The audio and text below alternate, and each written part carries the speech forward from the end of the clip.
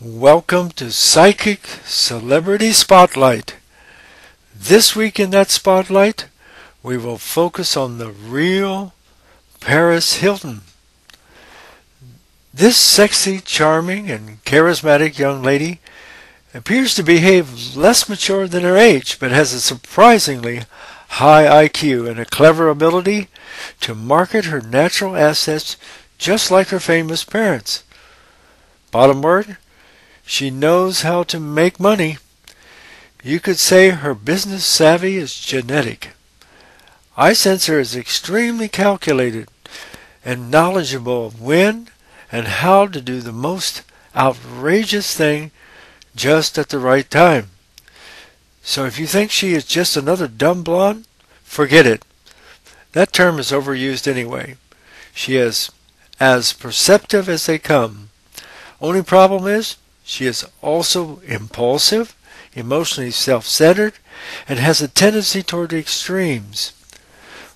One of the first things I picked up about Paris, which, by the way, is the perfect name for her because her tastes range from the most expensive to the least classy, is that her outward behavior distinctly reflects several of the most predominant past lives she's experienced, both queen and gypsy. So you see, she has a tendency to acutely swing, shall we say, between both the pomp and grandeur of the crown to the wildest and most lewd and trashy behavior. In her present reality, she would be classified as suffering from mood swings and grandiosity, but knowing her focus on these past lifetimes gives me more insight into understanding her behavior. I think we are looking at Queen Antoinette. Remember, the one that said, "Let them eat cake"? As I write this, it suddenly becomes even clearer why she is blessed with the name Paris. It's very symbolic. And just like that body and outrageous callous individual, she too is given to losing her head over some of the worst successes, which land her with a huge shock of surprise in some of the most unlikely situations. So get used to it. This year won't be any different. She loves extremes, even craves them. She has a totally unconscious urge towards wanting to live in Europe, spend tons of money, and lavishes gifts upon self and friends, with an equally carefree abandonment.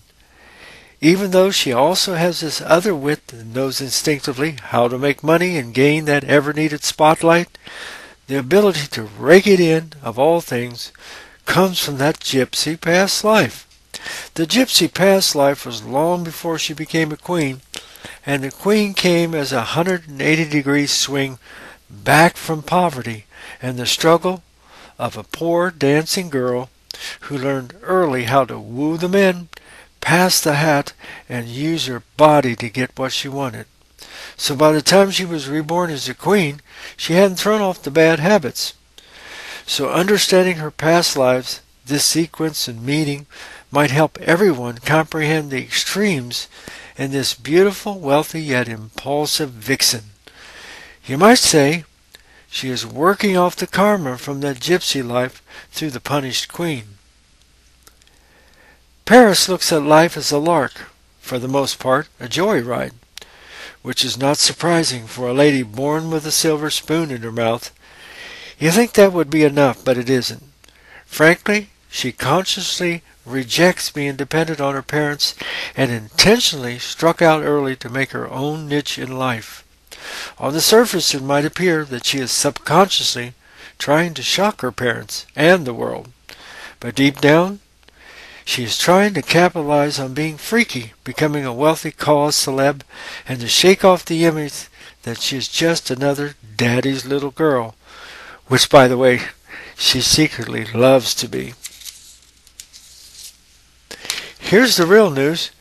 She is striving to both make her mark on the world and to find herself spiritually, which is her true inner goal. In fact, her inner spiritual life is growing stronger and clearer to her every day. With inner self at a deeper level, she has a conflict with this change and battles the growth of the light, wanting it so very much but still resisting. She wasn't seen carrying Eckhart Tolle for nothing when she went to jail. Plus, it was a perfect sabbatical for her to escape an interfering social life to spend a few special days alone studying and meditating. As for her personal relationships, she is totally loyal to friends and values them above all, and has a natural tendency to identify with the underdog, which fits her Aquarian sign as a humanitarian. She has a big heart for animals and will give lavishly to support animal rights issues. Be prepared to see this wealthy heiress show up at some of the most unlikely places and with equally unlikely companions. One of the major outcomes from this interest will be the development of a relationship that will later on be hard to throw off once the passion cools. Agonizingly for Paris, true relationships, for the most part, will seem to be somewhat outside her reach. Believe it or not, beneath her cool exterior, she is actually quite vulnerable and has some very real problems convincing herself that she is attractive, desirable, or that someone cares for her. Her true and lasting love will not be an American and will come in her late 20s, I sense, when she reaches her 28th year. As I wrote this, I suddenly realized she will be 28 in 1 year. That means she will be a big year for her psychological development. She will also have another brief fling with her old love, the shipping heir, Paris Latsis. But this will blow away with the wind like her other relationships. I sense her eventually with 2 little girls. I'm asking myself, could they be twins? I sense that her mother may also have health-related issues this year, and quite unsurprisingly, she will have another brush with the law, followed by some rather sad news about her grandfather, which will make headlines. Thank you, and namaste. Have a wonderful day.